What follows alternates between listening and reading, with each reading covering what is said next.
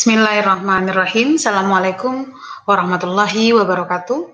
Semoga semua dalam keadaan sehat walafiat, tidak kurang satu apapun. Ini adalah pertemuan kelima untuk mata kuliah Hukum Anti Monopoli dan PUTS. Di mana minggu lalunya saya sudah membahas tentang pengertian monopoli itu apa, kemudian praktek monopoli dan PUTS. Pada pertemuan ketiga saya membahas apa yang melatar belakangi lahirnya Undang-Undang Nomor 5 Tahun 1999 yang melarang praktek monopoli dan persaingan usaha tidak sehat di Indonesia, kemudian sejarahnya. Di pertemuan ini saya akan langsung masuk ke substansi dari Undang-Undang Nomor 5 Tahun 1999 itu. Jadi dari awal saya sudah menyampaikan bahwa Undang-Undang Nomor 5 Tahun 1999 melarang praktek monopoli dan persaingan usaha tidak sehat. Jadi dia bukan hanya sekadar undang-undang yang melarang monopoli sehingga banyak orang menyebutnya anti monopoli saja. Segala perbuatan yang bila dilakukan akan mengakibatkan terjadinya praktek monopoli dan atau PUTS, itulah yang dilarang oleh Undang-Undang Nomor 5 Tahun 1999. Larangan itu berlaku bagi siapa? Larangan itu berlaku bagi pelaku usaha. Siapa itu pelaku usaha? Silakan nanti dicek di pasal 1 ketentuan umum angka 5 kalau saya tidak salah, bahwa pelaku usaha itu dia bisa setiap orang maupun juga dalam bentuk badan usaha, baik yang berbadan hukum mau tidak, jadi nggak mesti berbadan hukum juga.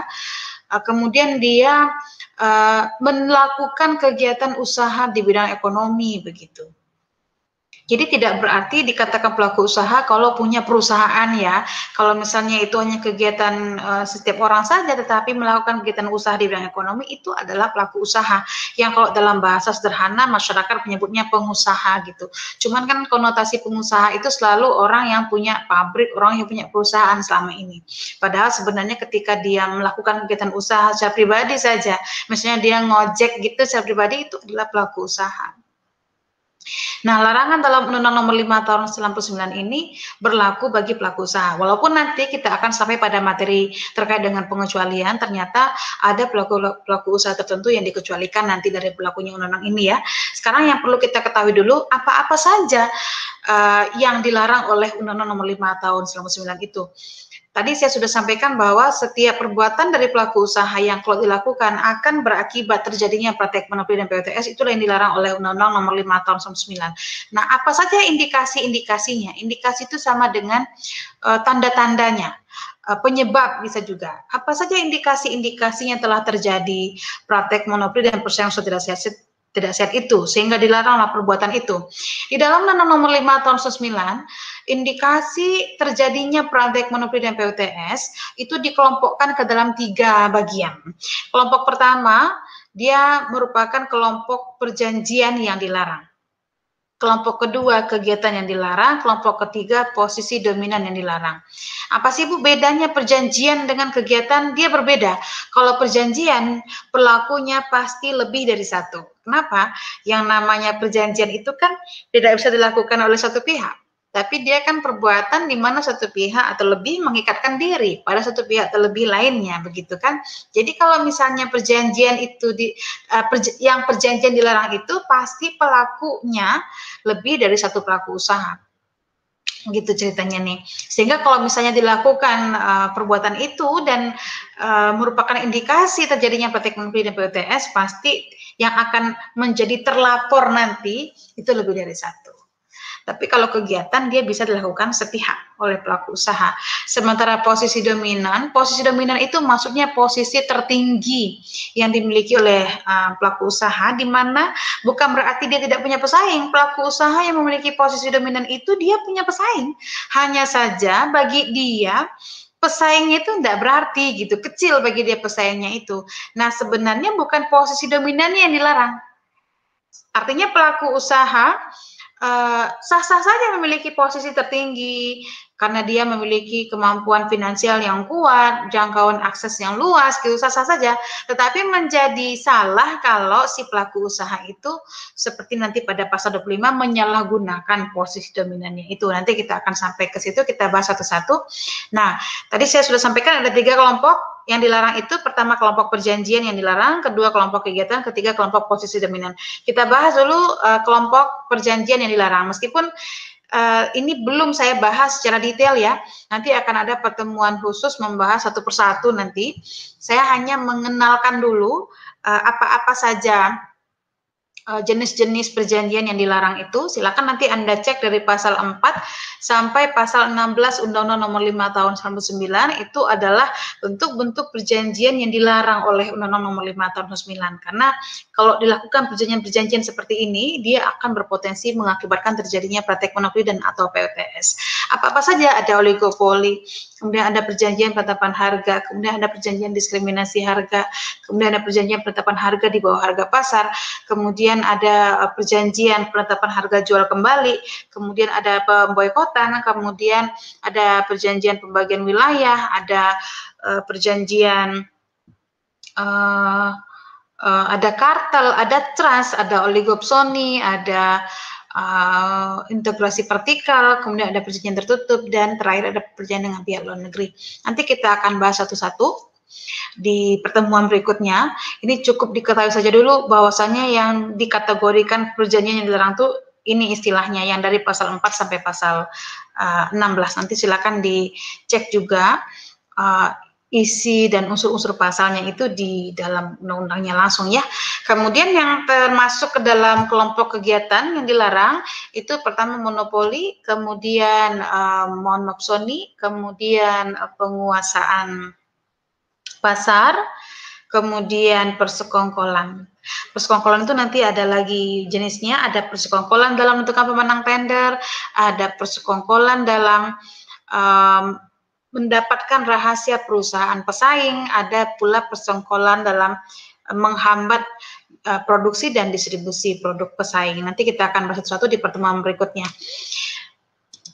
Kemudian yang merupakan posisi dominan itu pertama penyalahgunaan posisi dominan, yang kedua jabatan rangkap, kemudian pemilikan saham, kemudian merger, akuisisi, dan konsolidasi. Nah, yang ingin saya gambarkan pada pertemuan ini adalah bahwa dari pasal 4 sampai pasal 28 Undang-Undang Nomor 5 Tahun 1999, yang 3 kelompoknya tadi itu, baik dalam bentuk perjanjian maupun dalam bentuk kegiatan dan posisi dominan, itu semua dilarang. Semuanya dilarang bagi pelaku usaha. Buktinya, setiap pasal dari pasal 4 sampai pasal 28 itu, pasti bunyi pangkal pasalnya itu, bunyinya pelaku usaha dilarang, pelaku usaha dilarang gitu. Itu bukti bahwasanya perbuatannya itu dilarang semuanya. Yang diatur dalam pasal 4 sampai pasal 28 itu. Akan tetapi yang perlu diketahui oleh kawan-kawan semua adalah bahwa ternyata sifat larangan di dalam Undang-Undang Nomor 5 Tahun 1999 itu tidak sama. Ternyata ada yang dilarang secara mutlak, ada yang dilarang secara relatif. Ternyata begitu. Tentu untuk memahami yang mana yang dilarang secara mutlak, yang mana yang dilarang secara relatif, lalu kenapa ada dilarang secara mutlak, kenapa pula ada yang dilarang secara relatif, perlu dipahami dulu kan beda mutlak dengan relatif. Mutlak dengan relatif, paham ya bedanya ya, kalau mutlak itu sifatnya pasti gitu. Kalau relatif itu sifatnya belum pasti, dia masih bisa berubah-ubah, kalau mutlak itu dia nggak bisa berubah-ubah. Kenapa cantik itu dikatakan relatif? Karena kan cantik itu persoalan selera gitu. Saya mungkin cantik bagi sebagian kecil orang gitu, tapi jelek bagi sebagian besar orang. Tamara Blazensky mungkin cantik bagi sebagian besar orang, tapi mungkin jelek di mata sebagian kecil orang gitu. Itu bukti bahwasanya cantik itu relatif karena dia tidak pasti. Nah, kalau cantik itu relatif, tentu jelek juga relatif ya. Karena banyak orang yang nggak adil gitu. Cantik relatif, buruk itu mutlak katanya. Jelek itu mutlak. Padahal kalau cantik relatif, maka buruk juga relatif. Karena itu juga tidak pasti. Tergantung orang yang melihatnya, selera beda-beda gitu. Nah, Kenapa dilarang secara mutlak suatu perbuatan itu? Menurut Undang-Undang Nomor 5 Tahun 1999, dilarang secara mutlak karena perbuatan itu sudah pasti mengakibatkan terjadinya praktek monopoli dan PUTS kalau dilakukan. Nah, gitu. Jadi dia dilarang secara mutlak. Kenapa pula ada yang dilarang secara relatif? Karena perbuatan itu belum tentu, belum pasti mengakibatkan terjadinya praktek monopoli dan PUTS kalau dilakukan. Nah, gitu pula dia. Masih bingung misalnya gitu. Kalau masih bingung, mari kita contohkan. Jadi di dalam Undang-Undang 599 itu ada yang mutlak, ada yang relatif nanti ya. Nanti kita akan cek satu-satu ke depan yang mana yang mutlak, mana yang relatif itu, tetapi kuncinya saja dulu. Kalau pasal 5 itu dilarangnya secara mutlak. Kenapa? Di pasal 5 misalnya pelaku usaha dilarang membuat perjanjian dengan pelaku usaha pesaingnya, membuat perjanjian dengan pelaku usaha pesaingnya ya. Jadi ada misalnya dua pelaku usaha atau lebih yang tadinya itu bersaing, tapi kemudian mereka membuat perjanjian. Untuk apa? Untuk menetapkan harga atas suatu barang dan atau jasa yang harus dibayar oleh konsumen pada pasal bersangkutan yang sama. Kalaulah ada pelaku usaha yang bersaing, tapi kemudian membuat perjanjian menetapkan harga atas produk mereka yang sejenis itu, maka tentu pelaku usaha yang membuat perjanjian penetapan harga tadi menjadi tidak bersaing lagi, karena perjanjian penetapan harga mereka buat itu gunanya memang untuk menghilangkan atau meniadakan persaingan di antara mereka. Nah, kalau ada pelaku usaha yang melakukan itu sudah pasti mengakibatkan terjadinya PUTS, mengakibatkan terjadinya persaingan usaha yang tidak sehat. Kenapa begitu? Karena kalau pelaku usaha menghilangkan persaingan di antara mereka, itu justru jadi nggak sehat persaingannya. Dengan dihilangkannya, dengan ditiadakannya persaingan jadi nggak sehat justru. Sebab persaingan harus ada, persaingan antara pelaku usaha itu harus ada, tetapi persaingannya harus sehat. Nah, gitu pula dia. Di mana persaingan yang sehat itu yang mengedepankan kreativitas, inovasi gitu loh. Bukan berarti kemudian supaya bisa sama-sama meraup keuntungan yang tinggi, mereka sama-sama membuat perjanjian penetapan harga. Penetapan di sini itu logikanya sama-sama menaikkan harga gitu ya. Karena kalau misalnya ada 5 pelaku usaha yang memproduksi produk sejenis, lalu hanya satu pelaku usaha saja yang menaikkan harganya, maka tentu si yang pelaku usaha yang menaikkan harga ini akan rugi sendiri kan? Karena si konsumen dia yang tadinya setia akan pindah ke produk 4 pelaku usaha lainnya tentunya. Tetapi kalau misalnya semua mereka itu bersepakat menaikkan harga, mereka nggak perlu ketakutan konsumen mereka akan pergi. Tetapi mereka bisa meraup keuntungan yang sebesar-besarnya. Itu yang terjadi pada Yamaha dan Honda beberapa tahun lalu.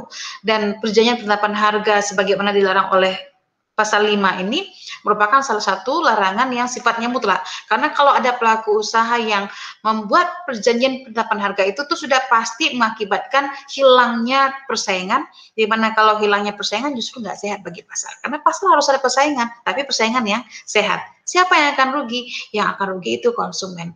Undang-Undang Nomor 5 Tahun 1999 ini tidak hanya melindungi pelaku-pelaku usaha kecil saja, tapi juga melindungi masyarakat sebagai konsumen.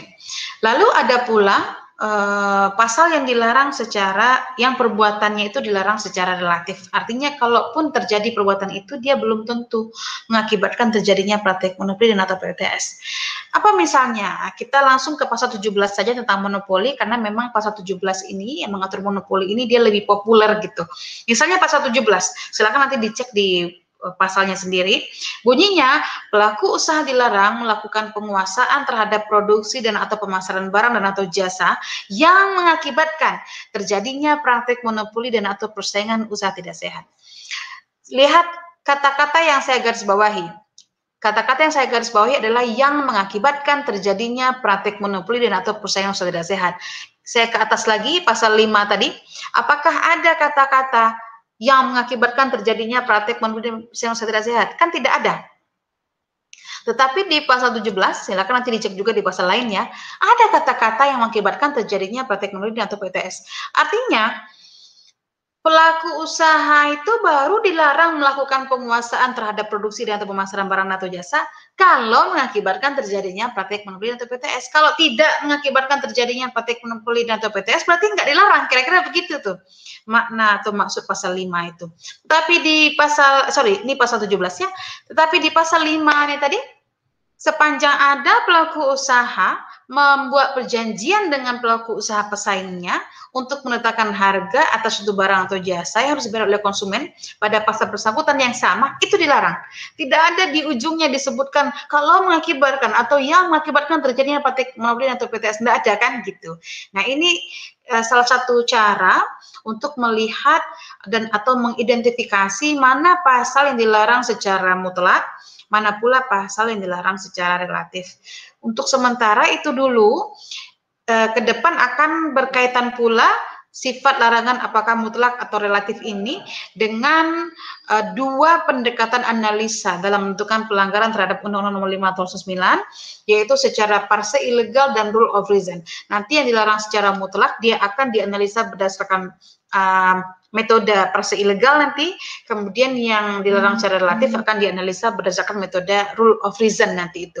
Tapi itu nanti karena masih panjang lagi pembahasannya.